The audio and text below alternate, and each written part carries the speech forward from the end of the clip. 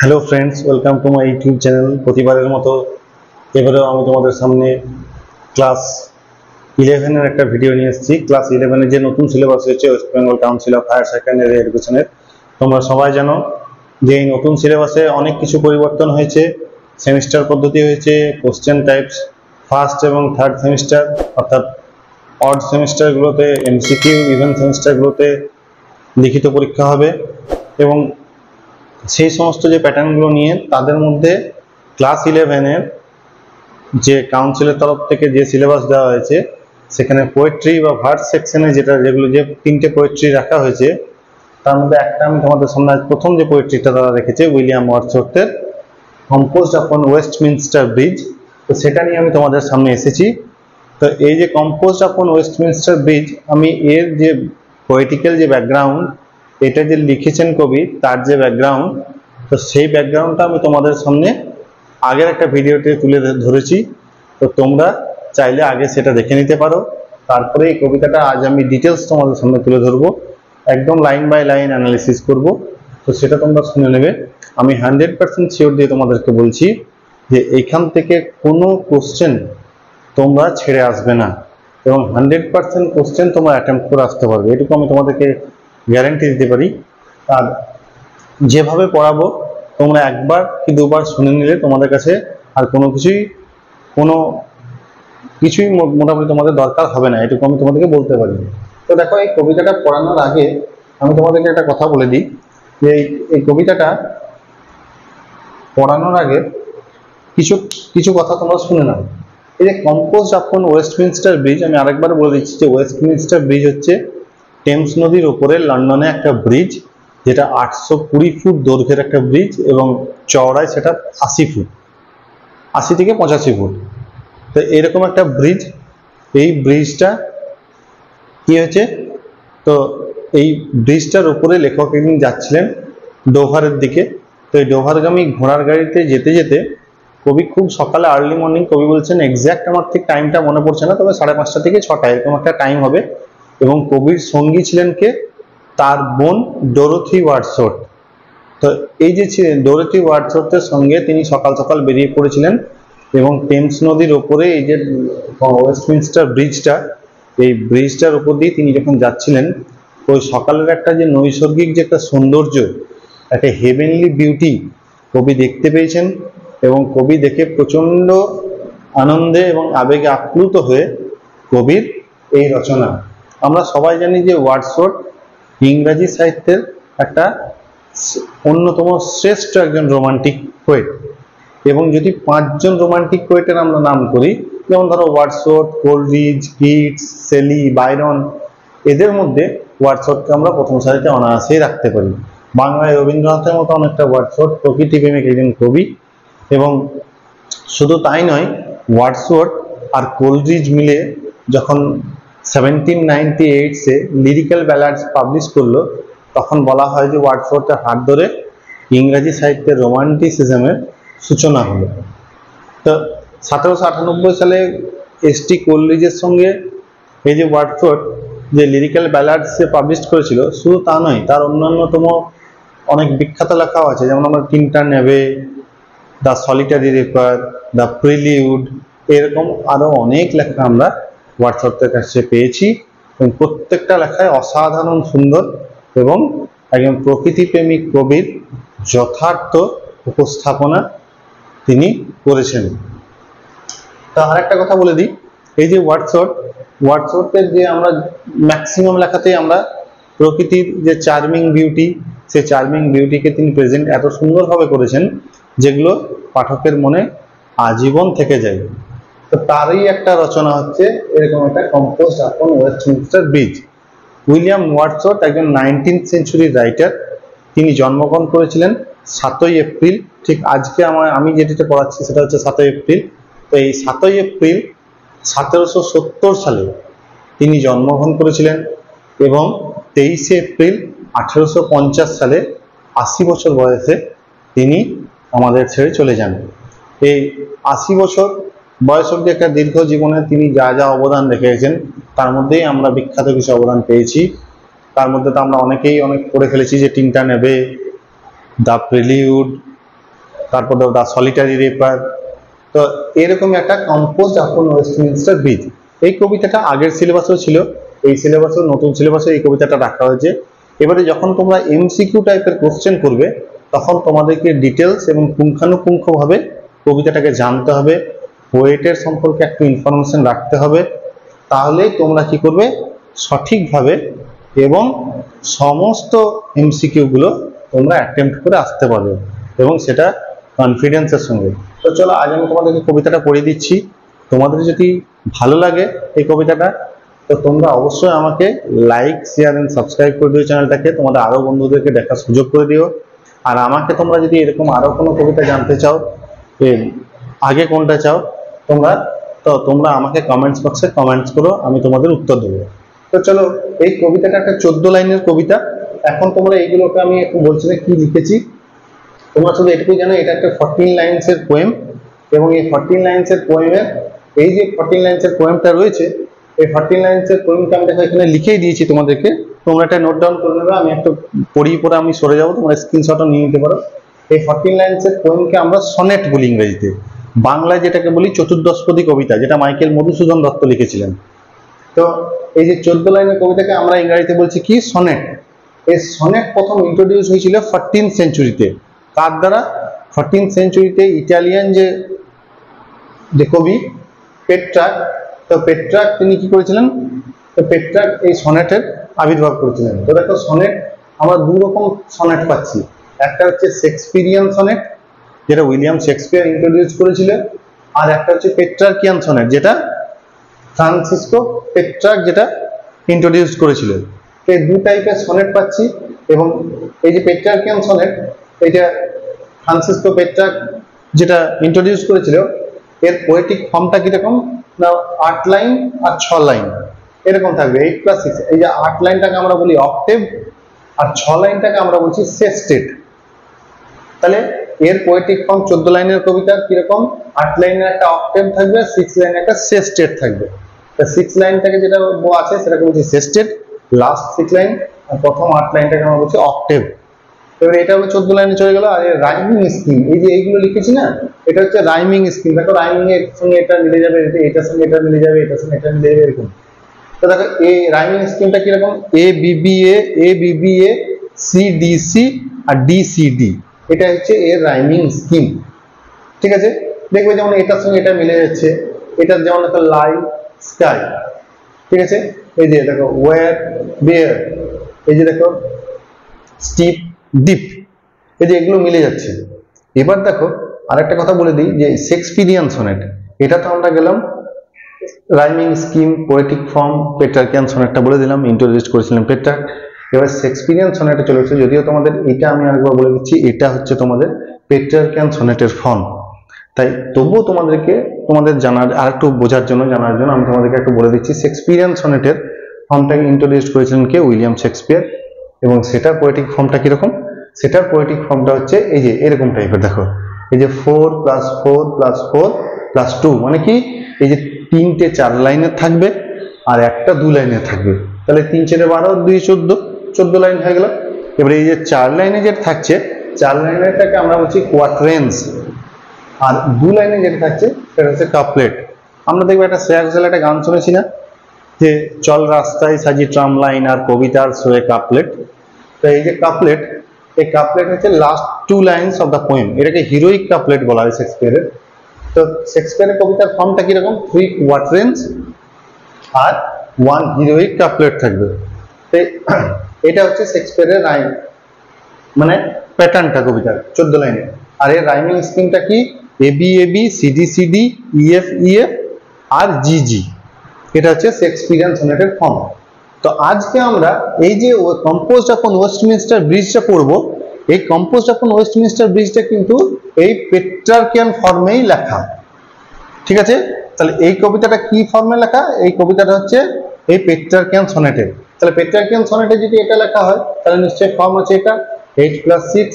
দেখো octave plus সেস্টেট, প্রথম 8 line, অর্থাৎ প্রথম 8 লাইন হচ্ছে এখানে ধরো 2-2-4, 2-6-2-8, তাহলে এই 8 লাইনটা আমরা কি পাচ্ছি, এই 8 লাইনটাকে তাহলে আমরা বলতে পারি যে এটাকে আমরা বলতে পারি যে অক্টেভ তাই না? আর এই যে 6 লাইন, এই 6 লাইনটাকে আমরা বলতে পারি সেস্টেট।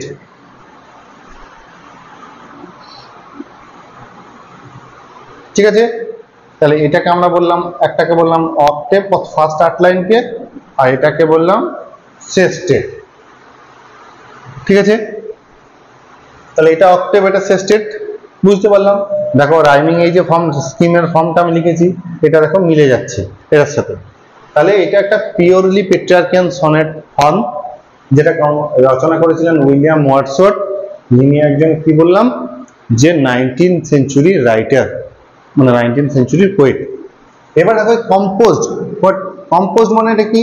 কম্পোজড মানে রচনা করা, রচনা করা।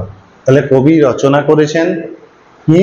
ওয়েস্টমিনস্টার ব্রিজের উপর দিয়ে, অর্থাৎ খুব আর্লি মর্নিং এ কবি যখন ডোভারগামী দিকে যাচ্ছিলেন, বা ডোভারের দিকে যাচ্ছিলেন ঘোড়ার গাড়ি করে, তার কম্পেনিয়ন ছিল তার সিস্টার ডরোথি ওয়ার্ডসওয়ার্থ।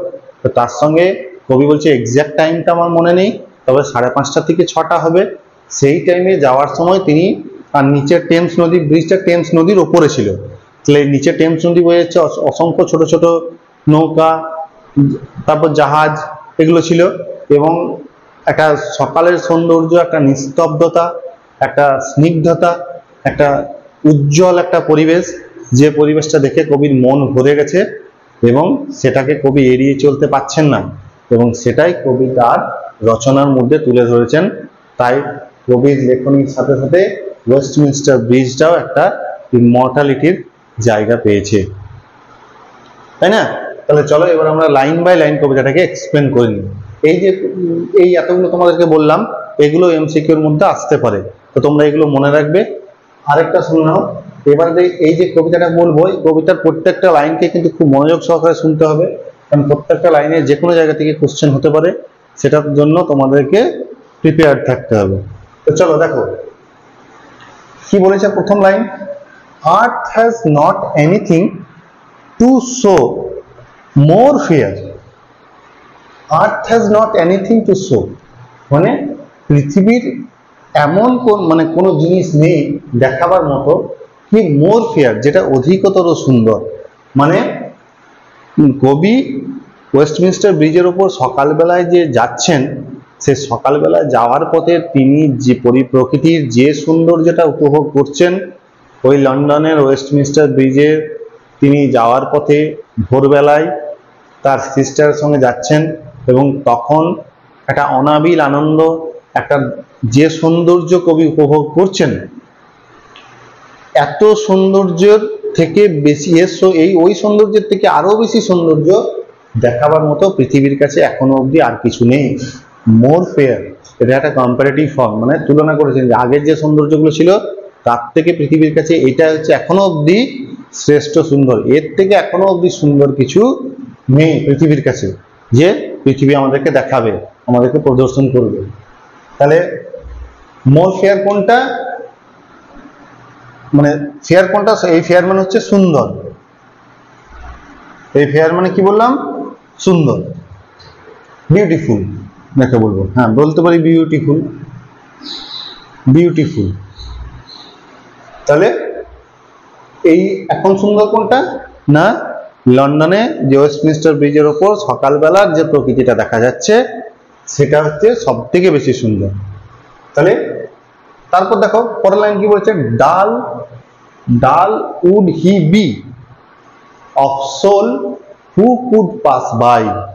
তাহলে ডাল উড হি বি, দেখো এই যে লাইনটা ডাল উড হি বি, এই লাইনটা তোমাদের মনে হচ্ছে না যে এটা হি উড বি ডাল হতো, তাই না? তাহলে দেখো হি উড বি, এই যে উডটা এটা এদিকে আসতো আর এটা এদিকে যেত, তাই না? তাহলে এইরকম কিন্তু হয়নি, এই ডালটাকে আগে করে দিয়েছে। তার মানে কি, এটা দেখো এই যে ডালটা এর উপর বেশি ফোর্স করেছেন। এটা প্রথমেই লাইনটাকে আমি বলে দিই, তারপর শুনে নাও যে ডাল উড হি বি, একজন সে কি হতে পারে, dull would he be of soul, মনের দিক থেকে, আত্মার দিক থেকে সে একজন কি খুব নিরস, ঠিক আছে, একজন মানে রোমান্টিক নয়, যে সৌন্দর্যের প্রশংসা করতে পারে না সেরকম একজন মানুষ হতে পারে, নীরস ধূসর একজন মানুষ, মনের দিক থেকে সে হতে পারে কে, হু কুড পাস বাই, যে পেরিয়ে যাবে, এড়িয়ে যাবে, অতিক্রম করে যাবে। কোনটাকে? ওই যে ভোরবেলায় ওয়েস্টমিনস্টার ব্রিজের ওপর যে প্রাকৃতিক সৌন্দর্যটা দেখা যাচ্ছে সেটাকে যে পেরিয়ে যাবে বা অতিক্রম করে যাবে বা এড়িয়ে যাবে বা কোনো কিছু প্রশংসাই করবে না, তার মতো ধূসর, নীরস, তার মতো একটা মানে রোমান্টিক নয় এরকম একটা মানুষ আর দ্বিতীয় কেউ হয় না। তাহলে এই যে ডাল উড হিবি, আমি বললাম এটা ডাল উড হিবিটা হতে পারে, হি অ্যাকচুয়াল ফর্মটা হচ্ছে হি উড বি ডাল, কিন্তু কবি তার পোয়েটিক এক্সপ্রেশনকে অনেক সুন্দর করার জন্য কবি এখানে একটা রেটরিক বা ফিগার্স অফ স্পিচ কবি একটা ব্যবহার করেছেন। এটা হচ্ছে একটা ফিগার্স অফ স্পিচ। কি? এটাকে আমরা বলছি অ্যানাস্ট্রফি, অ্যানাস্ট্রফি বা ইনভার্সন, বা ইনভার্সন। এটা কি হচ্ছে? এটা হচ্ছে পোয়েটিক একটা ফর্ম, যে এটাকে সুন্দর করে মানে এটা কি হচ্ছে, এই যে এই ওয়ার্ডটা, এই যে ডাল ওয়ার্ডটা দেখছো, এই ওয়ার্ডটাকে কি হচ্ছে বেশি করে ফোকাস দেওয়া হচ্ছে এবং ভার্ব আর সাবজেক্ট আর ভার্ব এটাকে একটু উল্টো পাল্টে লিখে দিয়েছে। এটা হচ্ছে একটা ফিগার্স অফ স্পিচ বা ইনভার্সন, একটা হচ্ছে ফিগার্স অফ স্পিচ, যেটা থেকে কি করা হয় না, যে জিনিসটাকে ফোর্স করা হচ্ছে সেটাকে আগে করে দিয়ে সাবজেক্ট আর ভার্বের একটা উল্টো পাল্টা ফর্মে রচনা করা হয়। তাহলে এইটুকু লাইনটা একটু মনে রাখবে তোমরা। অফ সোল, সোল মানে এখানে হচ্ছে কি আত্মা, সোল মানে হচ্ছে আত্মা, ঠিক আছে। আর হু কুড পাস বাই, যে পেরিয়ে যাবে, মানে এই যে সুন্দর একটা দৃশ্য, এই দৃশ্যটাকে প্রশংসা না করে, এই দৃশ্যটাকে উপভোগ না করে যে পাশ কাটিয়ে চলে যাবে, যে এড়িয়ে চলে যাবে, তার থেকে ধূসর, অলস, নীরস একটা মানুষ আর হতে পারে না। তবে এটাই বলতে চাইছেন এই লাইনের মধ্যে দিয়ে। তাহলে আশা করি বোঝাতে পারলাম। এবারে থার্ড লাইনে চলে যাও। A sight so touching in its majesty. Majesty মানে কি? ম্যাজেস্টি মানে হচ্ছে রাজকীয়। ম্যাজেস্টি মানে কি? ম্যাজেস্টি মানে হচ্ছে রাজকীয়, বা যাকে আমরা ইংরেজিতে রয়্যাল বলতে পারি। তাহলে এ সাইট একটা দৃশ্য, এ সাইট এখান থেকে প্রশ্ন হতে পারে কোন সাইটের কথা বলেছেন?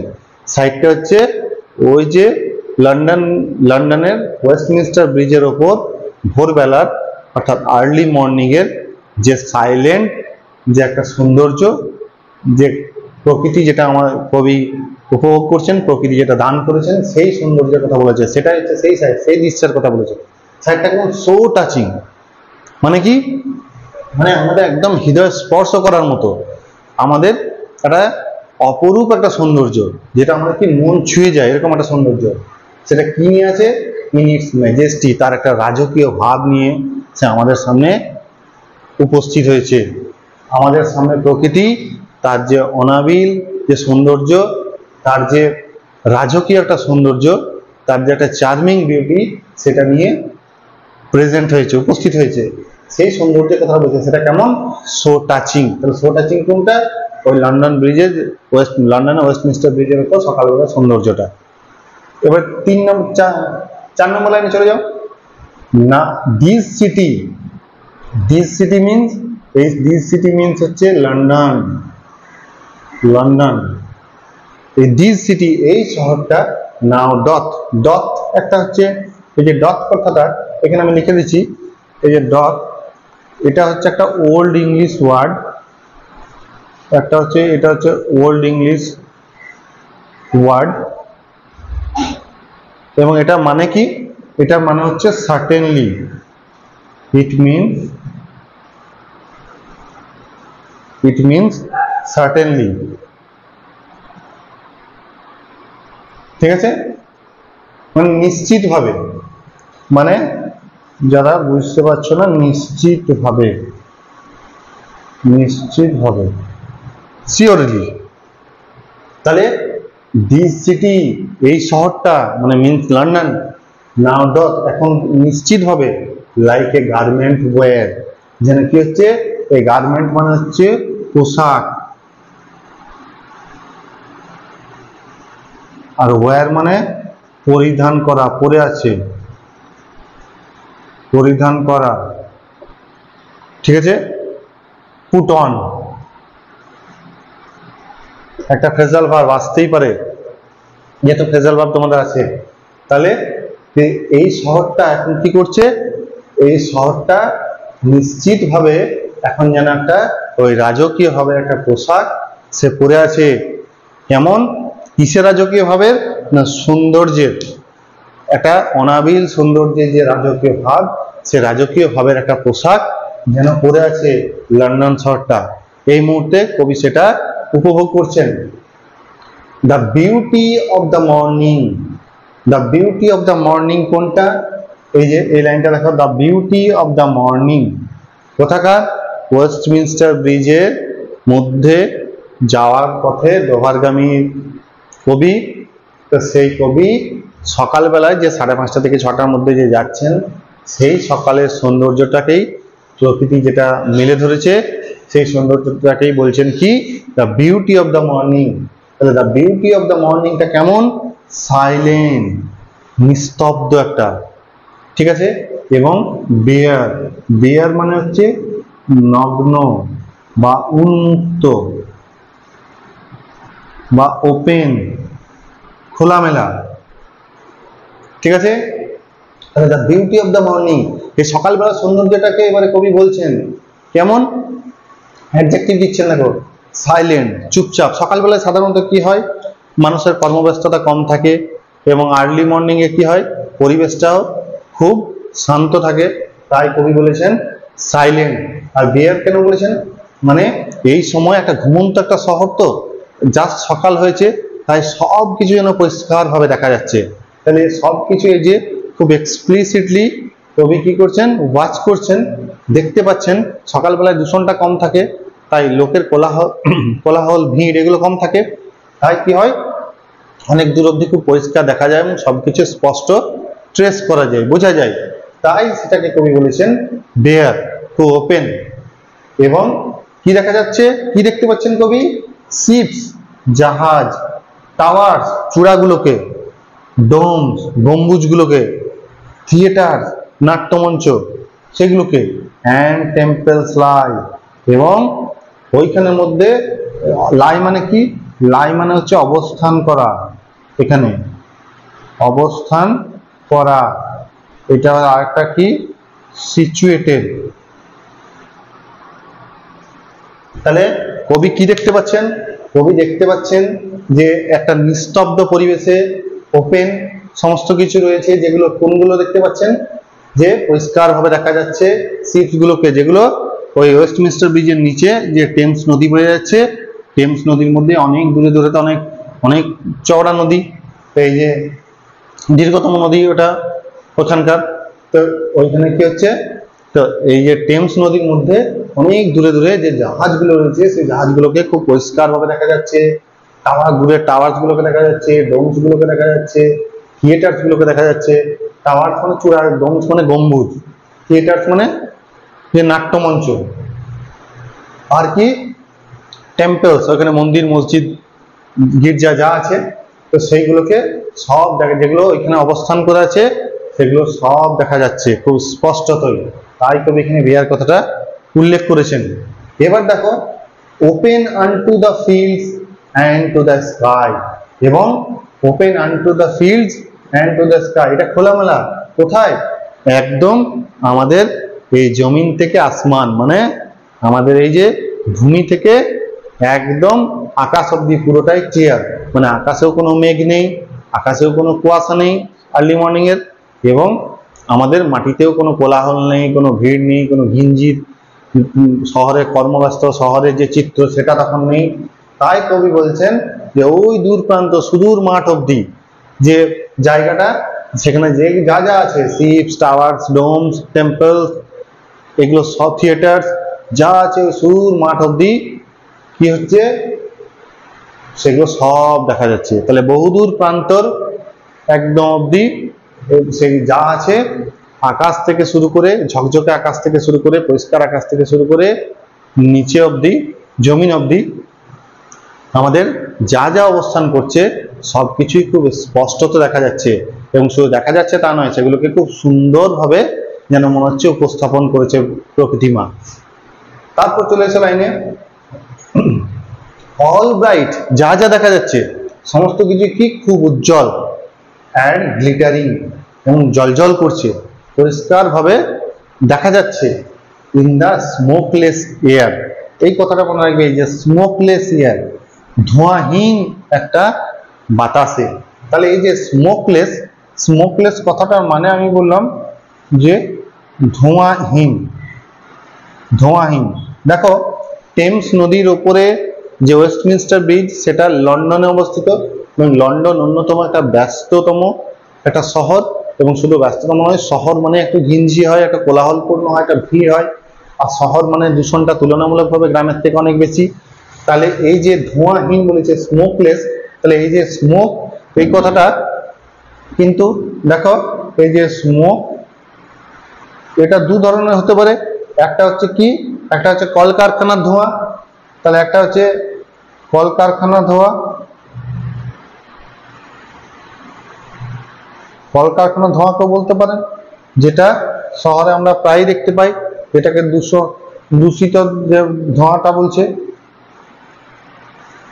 সেটা হতে পারে একটা কথা।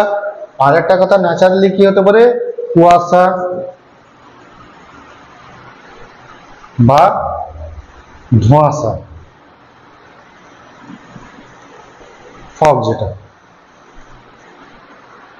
তাহলে এই দু ধরনের ধোঁয়ার কথা বলেছে, ঠিক আছে।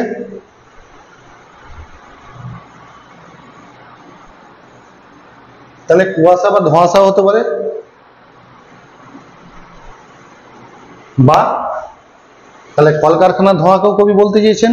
এই স্মোকলেস বলতে বলতে তিনি এই দু ধরনের ধোঁয়া নেই সেটা তিনি বলতে চেয়েছেন, যে শহরে যেটা আমরা সাধারণত যেগুলো দেখতে পাই, যে দূষণ, প্রচন্ড কলকারখানা, গাড়ি ঘোড়ার ধোঁয়া, তো সেই ধোঁয়াটার কথা বলতে চেয়েছেন, যে কলকারখানার ধোঁয়া নেই, গাড়ি ঘোড়ার ধোঁয়া নেই, আর কি, আর নেই যে প্রকৃতি থেকে যেটা ন্যাচার সৃষ্টি হচ্ছে, যে আমাদের ধোঁয়াশা বা কুয়াশা, যেটা আমাদেরকে দৃষ্টিকে অস্পষ্ট করে দেয়, ঝাপসা করে দেয়, সেই ধোঁয়াশা বা কুয়াশা এখন নেই। তার জন্য কবি এই যে ব্রাইট, গ্লিটারিং, এই কথাগুলো ব্যবহার করেছেন আগের লাইনে। তাই কি করেছেন, যে দেখো বলছে অল ব্রাইট, সমস্ত কিছু উজ্জ্বল, অ্যান্ড গ্লিটারিং, জলজল করছে, কোথায়, ইন দ্য স্মোকলেস এয়ার, একটা ধোঁয়াহীন বাতাসের মধ্যে। ধোঁয়াহীন কি কারণে, এই যে ভোরবেলা, যেটা একটা দীর্ঘ রাত অতিক্রম করার পর যে সকালবেলা, সে সকালবেলার ফ্রেশনেসটা এতটাই, সকালবেলার উজ্জ্বলতা, সকালবেলার স্পষ্টতা এতটাই কবির কাছে এক্সপ্লিসিট মনে হয়েছে, যে কি কবি বলছেন এখানে এখন এই যে এত বড় একটা কর্মব্যস্ত, একটা ঘিঞ্জি, একটা কোলাহলপূর্ণ শহর, সেই শহরে গাড়ি ঘোড়ার কোনো ধোঁয়া নেই, কলকারখানার কোনো ধোঁয়া নেই, আর কোনো ধোঁয়াশা বা কুয়াশা নেই। এই যে এইগুলো নেই বলতেই কবি এখানে স্মোকলেস এয়ারের কথা বলেছেন। চলো তাহলে আমরা এটা কি করলাম, এই 8 লাইন যে অক্টেভ, এই অক্টেভের আর সনেটে যা প্রথম 8 লাইন, ফার্স্ট 8 লাইন এই পেট্রার্কিয়ান সনেটে, এটা আমরা শেষ করলাম। এবার এটা আমি আরেকবার তোমাদেরকে শর্টে বলে দিচ্ছি, তোমরা শুনে নাও। কবি বলেছেন, পৃথিবীর কাছে আমি যে সৌন্দর্যটা এখন দেখছি ওয়েস্টমিনস্টার ব্রিজের উপরে লন্ডন শহরের, এই যে ভোরবেলাকার সৌন্দর্য, এর থেকে বেশি সৌন্দর্য দেখাবার মতো বা প্রদর্শন করার মতো পৃথিবীর কাছে এখন অবধি কিছু নেই। তিনি বলেছেন এই সৌন্দর্যটা যদি কেউ অতিক্রম করে চলে যায়, যদি কেউ এড়িয়ে চলে যায়, যদি কেউ পাশ কাটিয়ে চলে যায়, তাহলে তার মতো একজন অলস, নীরস, ধূসর, একটা আনরোমান্টিক পার্সন আর কেউ হতে পারে না। একটা দৃশ্য, এই দৃশ্যটা যেন তার রাজকীয় ভাব নিয়ে, রাজকীয় পোশাকে, যেন নিশ্চিতভাবে একটা রাজকীয় একটা আবির্ভাব, রাজকীয় ভাবে সে আবির্ভাব হয়েছে, এবং যেটা খুব হৃদয়স্পর্শী একটা দৃশ্য, একটা হার্ট টাচিং একটা দৃশ্য, ঠিক আছে।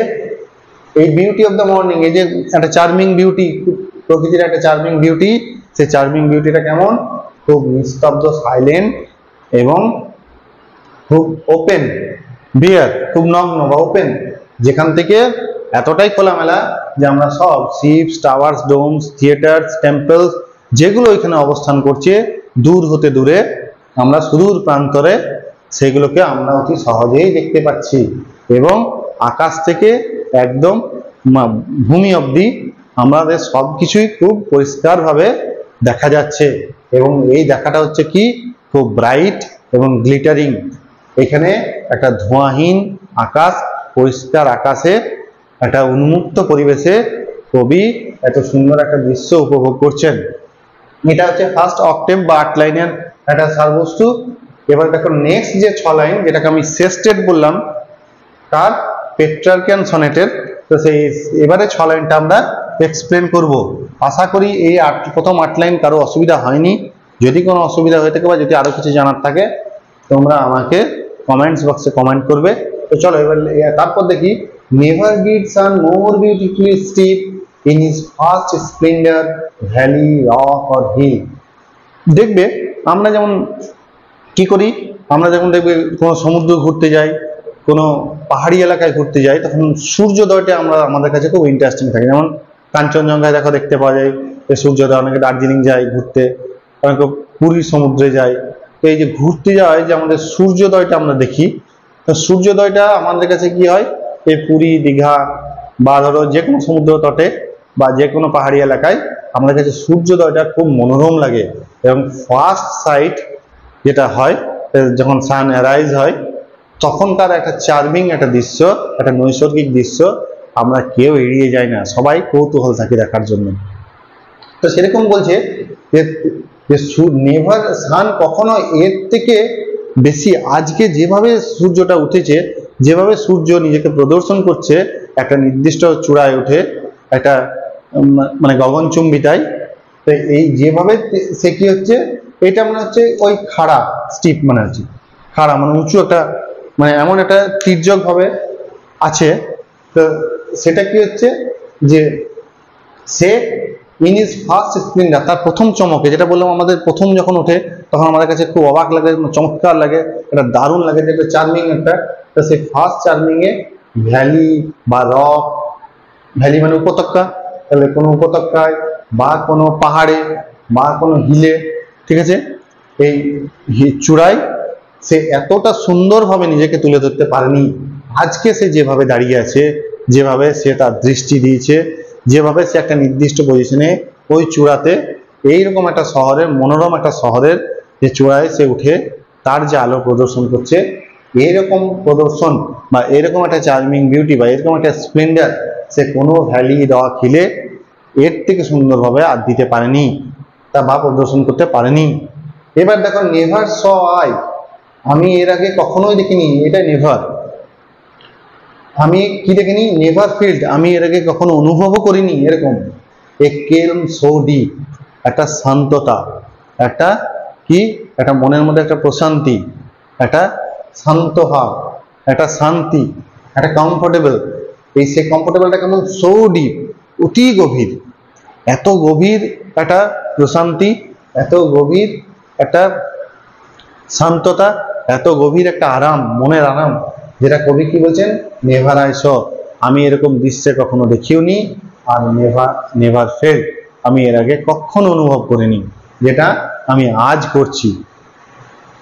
আজ বলতে 31শে জুলাই 1802 সালে কবি এই কবিতাটা লিখেছিলেন, সেই দিনের কথা মেনশন করেছেন। সেই দিন তিনি যে সিনিক বিউটি অফ লন্ডন, লন্ডনের যে সিনিক বিউটিটা তিনি দেখেছিলেন ভোরবেলাতে, সেটার কথা বলতে চেয়েছেন, ঠিক আছে। আর সেপ্টেম্বরে এই কবিতাটা 1802 সালেরই সেপ্টেম্বরে এই কবিতাটা পাবলিশড হয়। তো এবার দেখো, দ্য রিভার গ্লাইডেথ, গ্লাইডেথ মানে কি, গ্লাইডেথ মানে হচ্ছে বয়ে যাওয়া, ফ্লো, তাহলে এই গ্লাইডেথ GLIDETH, গ্লাইডেথ মানে হচ্ছে ফ্লো, তাহলে বয়ে যাওয়া, তাহলে the river glided at his own sweet will, নদীটা কি হচ্ছে দেখো, এই যে হিজ, রিভারটাকে হিজ বলেছে, মানে পার্সনের মতো ট্রিট করছে, ব্যক্তির মতো ট্রিট করছে না, তাহলে এই যে পার্সনের মতো রিভারটাকে ট্রিট করা হয়েছে, তাহলে এটাকে আমরা কি বলতে পারি, এই রিভারটাকে যে পার্সনের মতো ট্রিট করছে, এটাও একটা ফিগার অফ স্পিচ, যেটাকে আমি কি বলি, আমরা পার্সনিফিকেশন, পার্সনিফিকেশন মানে ব্যক্তিত্ব প্রদান করা, ব্যক্তিত্ব আরোপ করা। কোনো নন লিভিং থিংসকে যদি আমরা লিভিং বিংসের মতো ট্রিট করি বা লিভিং বিংসের কোয়ালিটি প্রদান করি, অর্পণ করি, তাহলে সেটা হচ্ছে একটা ফিগারস অফ স্পিচ, যেটাকে আমরা বলছি পার্সনিফিকেশন, ঠিক আছে, ব্যক্তিত্ব আরোপ করা বা ব্যক্তিত্ব প্রদান করা। তাহলে পার্সনিফিকেশন কি না, it is a figure of speech, এটা হচ্ছে একটা ফিগার অফ স্পিচ যেটাকে কি করছি, যেটা কোনো নন লিভিং থিংসকে আমরা লিভিং থিংসের কোয়ালিটি আমরা আরোপ করছি বা প্রদান করছি বা দিচ্ছি। দেখো রিভারটা কি করছে, গ্লাইডেড, বয়ে যাচ্ছে, কিসে, at his own sweet will, তার নিজের মিষ্টি ইচ্ছাতে।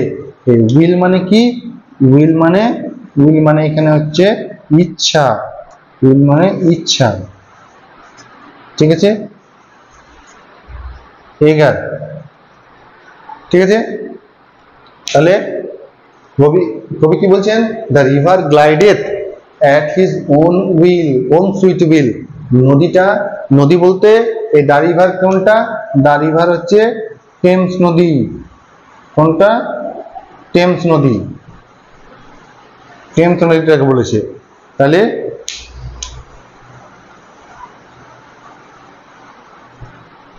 এই টেমস নদীর কথাটাকে কবি বলেছেন, এই টেমস নদীটা কি হচ্ছে, গ্লাইডেড, বয়ে যাচ্ছে তার নিজস্ব মিষ্টি একটা ইচ্ছাই, মানে নদীটাও যেন এই সৌন্দর্যটাকে উপভোগ করছে এবং আপন মনে বয়ে যাচ্ছে, ঠিক আছে। বাংলা একটা গান আছে, ওগো নদী আপন বেগে পাগল পাড়া, তো সেই যেন নদী যেন আপন বেগে সে তার মিষ্টি ইচ্ছায় বয়ে যাচ্ছে। ডিয়ার গড, হে ভগবান, হে প্রিয় ঈশ্বর, the very houses, the very কেন যোগ করেছে বলতো, ভ্যারির আগে দা কেন যোগ করছে, মানে ফোর্স দিয়েছে ভ্যারি কথাটাকে। The very houses SIM asleep, সমস্ত বাড়িগুলোকে লন্ডন শহরে যে দা ভ্যারি এটা কি করেছে, এটা এনফোর্স করেছে ভ্যারিটাকে, তো সব ঘরগুলোকে দেখে কি মনে হচ্ছে, সিম মানে হচ্ছে দেখে মনে হওয়া, দেখে মনে হয়। তাহলে কি হচ্ছে, দা ভ্যারি হাউসেস, কোথাকার হাউসেস, ওই লন্ডন শহরের বাড়িগুলো। তাহলে শহরের বাড়িগুলোকে দেখে কি মনে হচ্ছে, অ্যাসলিপ, ঘুমিয়ে পড়ছে, ঘুমন্ত শহর, ঘুমন্ত শহরের বুকে প্রকৃতির এক অনাবিল একটা চার্মিং বিউটি যেটা প্রদর্শিত হচ্ছে, কেউ জেগে নেই, তাই তো সাইলেন্ট, তাই না। তাহলে এই ঘুমন্ত শহরের বাড়িগুলোকে দেখে হে প্রিয় ঈশ্বর, মনে হচ্ছে ওরা যেন এখনো ঘুমিয়েছে, ওরা এই সৌন্দর্যটাকে উপভোগ করতে পারছে না, ওরা যেন এই সৌন্দর্য উপভোগ করা থেকে বঞ্চিত হচ্ছে। হে প্রিয় ঈশ্বর, দ্য ভ্যারি হাউসেস, সমস্ত বাড়িগুলো লন্ডন শহরে যতগুলো চোখ দেখা যাচ্ছে, যতদূর চোখ যাচ্ছে, সমস্ত বাড়িগুলোকে দেখে মনে হচ্ছে যেন তারা ঘুমিয়ে আছে। And all that mighty heart is lying still, এবং অল দ্যাট মাইটি হার্ট, এবং অল দ্যাট মাইটি হার্ট, সমস্ত এই যে মাইটি হার্ট মানে এই সিটিটাকে বলেছে, সিটি এটা লন্ডন শহর, মাইটি হার্ট এত বড় একটা শহর, এই প্রকাণ্ড শহর হলে হার্টটাও তার প্রকাণ্ড হবে, তাই এই all that mighty heart is lying still, এখনো অবধি এই শহর কি হচ্ছে, এই শহরের একটা বড় হৃদয়, মানে পুরো শহরটা যেন কি হয়েছে, শুয়ে আছে, ঘুমিয়ে আছে, তাদের ঘুমের ঘোর এখনো কাটেনি, তাদের রাত্রির ক্লান্তি এখনো কাটেনি, তাই আমরা এই সাইলেন্ট এখন তাকে পাচ্ছি, ঠিক আছে। আস্তে আস্তে দিনের বেলা বাড়বে, কর্মব্যস্ততা বাড়বে, আবার শহরটা নিজস্ব চিত্রে ফিরে আসবে, কিন্তু and all that mighty heart, car মাইটি heart, এই লন্ডন শহরের সিটির মাইটি হার্টটা এখনো বড় হৃদয়টা, এটা দেখো আমার মতে এটা সিটির একটা বড় হার্টও বলতে পারি, আবার অল দ্যাট মাইটি হার্ট মানে কি, এই সমস্ত শহরের সমস্ত যত লিভিং বিংস আছে তাদেরকে যদি একটা ইউনিট ধরি, তাহলে তাদের হার্টগুলোকে যদি একটা ইউনিট করি, তাহলেও সেটা মাইটি হয়ে যাচ্ছে, তাই না। 10 মিলে করি কাজ, হারি জিতি না হিলাজ, তো সেরকম সবাইকে যদি ধরি, যুক্ত করি, তাহলে তাদেরকেও আমরা একটা কি হচ্ছে, একটা ইউনিক ফর্মে একটা মাইটি, ওটাও একটা মাইটি হচ্ছে, জোরাল হচ্ছে। তাই সমস্ত লন্ডন শহরের সমস্ত মানুষগুলো, লন্ডন শহরটাকে যদি একটা প্রকাণ্ড, যদি আমি একটা লিভিং বিংসের মতো ট্রিট করি, তাহলে কি হচ্ছে, তার হার্টটাও প্রকাণ্ড হবে। তাহলে এই হার্টটা কি হচ্ছে, এখনো যেন ঘুমিয়ে আছে, মানে শহরটা যেন এখনো ঘুমিয়ে আছে, জেগে ওঠেনি, তাই তার সৌন্দর্য আমরা এখন উপভোগ করতে পারছি। আর শহর বাড়িগুলো ঘুমন্ত অবস্থায় এই সৌন্দর্যটাকে উপভোগ করতে পারছে না, দেখতে পাচ্ছে না। তাহলে এই হলো আজকে একটা কবিতার কবির প্রেজেন্টেশন ওয়েস্টমিনস্টার ব্রিজের, এবং তারপরে রাইমিং ফর্মটা আমি বলে দিলাম তোমাদেরকে, রাইমিং স্কিম কি আছে বলে দিলাম। এটা হচ্ছে আজকের কবিতার মূল বক্তব্য। এবারে এই যে কবিতাটা বললাম এর কিছু এমসিকিউ টাইপস আমি তোমাদের কাছে নিয়ে আসবো। তোমাদের এই কবিতাটা কেমন লাগলো তোমরা অতি অবশ্যই জানাবে। এরকম আরো কি চাও তোমরা আমাকে কমেন্টস বক্সে জানাবে। আর অবশ্যই একটা লাইক করে দেবে যদি ভিডিওটা ভালো লেগে থাকে, এবং তোমরাও তোমার বন্ধুদের সঙ্গে এটা শেয়ার করে দেবে, তাহলে সবাই দেখার সুযোগ পাবে। আজকে তাহলে এটুকুই থাকলো, ধন্যবাদ।